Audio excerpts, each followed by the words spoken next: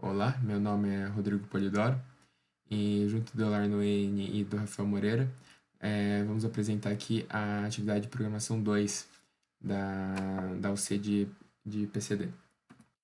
Então, a gente vai começar aqui com a parte de sessão crítica por espera ocupada.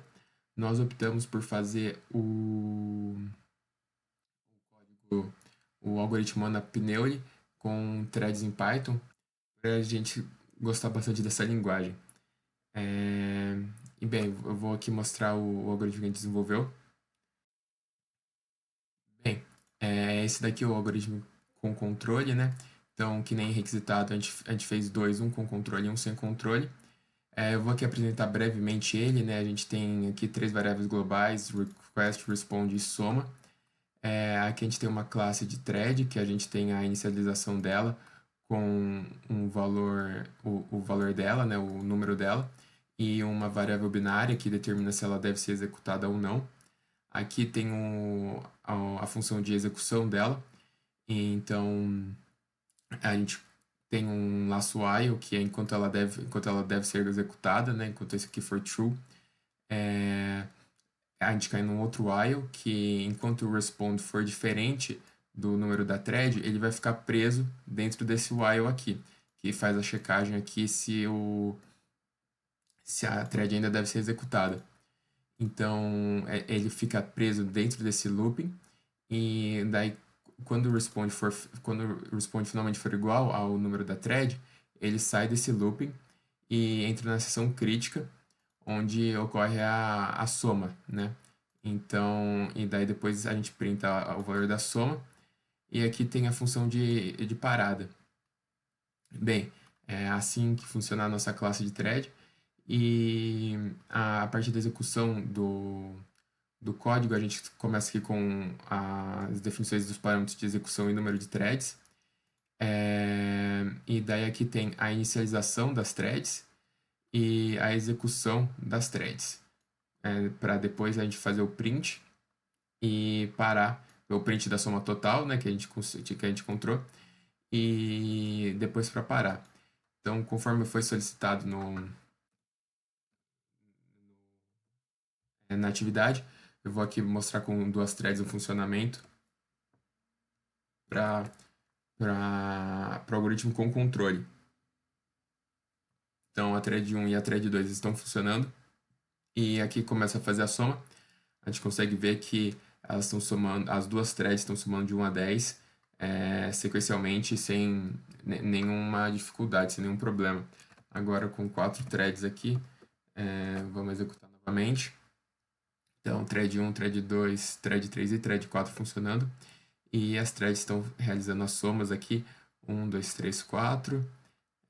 Só terminar aqui até chegar a 10 só para mostrar todo o código, a execução. Então, exatamente, chegou até 10 aqui certinho, sem nenhum problema. Agora a parte sem controle, né? A diferença é que a gente não implementou aquele if que deixa a nossa thread presa aqui, enquanto o responde for diferente do número dela. Então, é aquele if, não, aquele while, perdão. Então, agora a gente consegue ver que se a gente executar aqui, a gente está executando para 20 execuções e 4 threads, vai ser uma soma caótica, né? Então a gente não está soma 10 aqui duas vezes, por exemplo, somando 13 aqui, então 15, 15, 9, então é algo que não tem muito sentido, né? Não, e bem, era isso que eu ia falar. Agora o Rafael vai dar continuidade mostrando a segunda parte da atividade. Oi, eu sou o Rafael Moreira Corrêa e eu vou apresentar minha parte no trabalho 2 de PCD agora. Eu vou estar apresentando o exercício 2, que são a parte de somatórias, acessão crítica e redução no OpenMP. Então, para começar, as especificações do computador em que foram feitos os testes, né? O computador que eu estou usando é o MingW, que no caso é o GCC para Windows. E aqui tem as especificações da máquina. Então, eu fiz os três métodos que eu vou estar apresentando depois no lá no Visual Studio, né? Então aqui são os resultados para a tabela de desempenho do método A. A gente tem aí, ele está perdendo bastante eficiência conforme você aumenta o número de threads, porque quando você executa daquele método de modo de sessão crítica, a gente está praticamente executando um código serial, né? E você tem esse grande salto aí para 8 threads, porque meu computador tem só 4 threads lógicas, né? Tem 2 núcleos físicos e 4 threads lógicas. Então acontece que com o escalonamento dessas threads aí você acaba perdendo eficiência. Para o método B, né, que é o método de usar o reduction no OpenMP, a gente encontra aí um speedup, né, então tem uma melhoria de tempo, mas novamente ali para entre 4 e 8 threads a gente não houve nenhuma melhoria, justamente porque o meu computador não tem 8 unidades lógicas.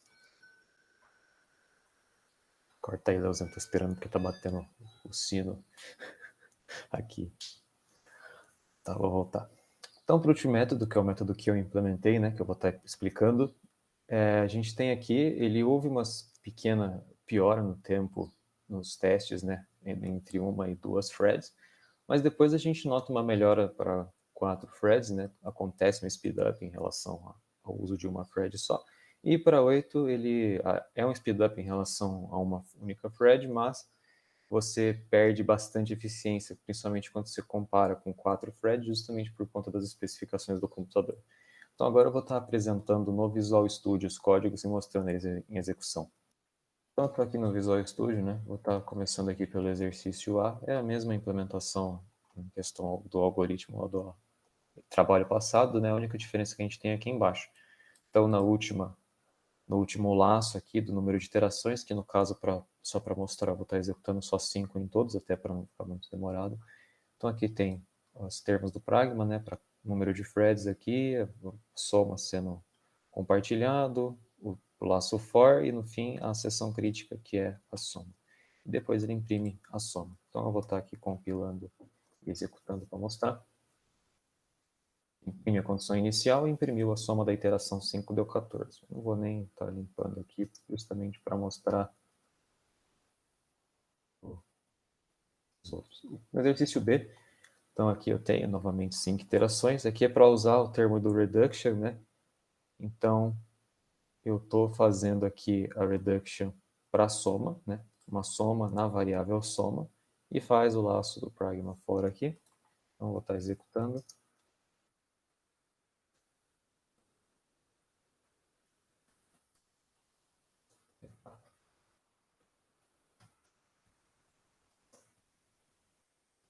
Novamente, executou, né? Condição inicial igual, soma iteração 5 deu igual.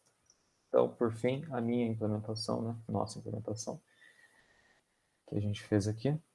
Então, a gente tem novamente tudo igual. Aqui a única diferença é, eu tenho um vetor onde vão ser executadas as somas, e ele é alocado dinamicamente de acordo com o número de threads aqui no começo. Então, o que acontece? Ele vai pegar, cada thread, ele pega o número da thread com essa função do pragma, né? Ele pega aqui qual que é o número da thread e ele vai somar esse item especificamente na posição daquele thread, né? Então, cada thread tem uma posição no vetor, elas vão somando nas suas próprias posições. E aí, no final da execução, quando termina o laço aqui, a seção aqui compartilhada, ele executa a soma de cada posição daquele vetor, onde as threads fizeram as somas, em uma variável final. Então, assim, a gente garante que ele vai estar somando direitinho, porque cada thread soma em seu próprio pedaço, não vai ter ali nenhuma condição de corrida. Então, vamos fazer a execução desse.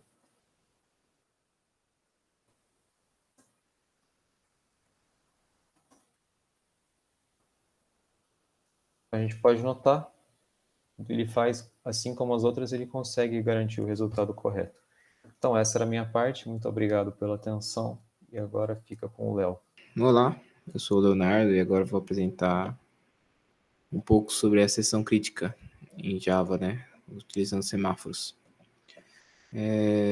Na questão do exercício de via de mão dupla, né? Bem,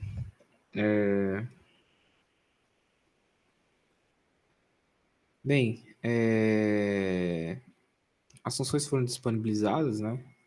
Ou as outras classes aí, né? A car.java, né? carword.java. É necessário apenas implementar o que a car.java faz aqui, né? No controller enter left, né? Caso o carro entre pela esquerda ou caso ele entre pela direita, né? Foi necessário implementar isso. Para isso, nós utilizamos aqui a Traffic Controller, né? Utilizou-se aqui utilizou-se a classe semáforo, né? E a gente também criou um semáforo estático, pois ele vai ser compartilhado em todas as outras classes, né? Utilizou-se aqui como porque é apenas um carro por vez que pode passar. E aquele esquema, e true aqui para dizer que o padrão lá, né, é FIFO, né, first in, first out, né. Então aqui está a função, né, quando o carro tenta entrar, né, em um dos lados da ponte, ele vai pedir para o semáforo, e o semáforo vai fazer um acquire, né, Depois que ele sair, ele faz um release, né, de saída, avisando que saiu. Então era basicamente isso a função. Bem, agora eu vou mostrar um pouco da aplicação. Aqui funciona um jeito.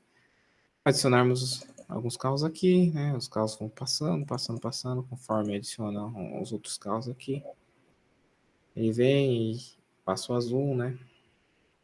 E aí vai distribuindo aí um por um para passar pela ponte, né? Certo? Então acredito que mais um testezinho aqui, vai passar o vermelho primeiro, o azul espera, depois o azul passa. Certo? Acredito que era isso. E espero que gostem.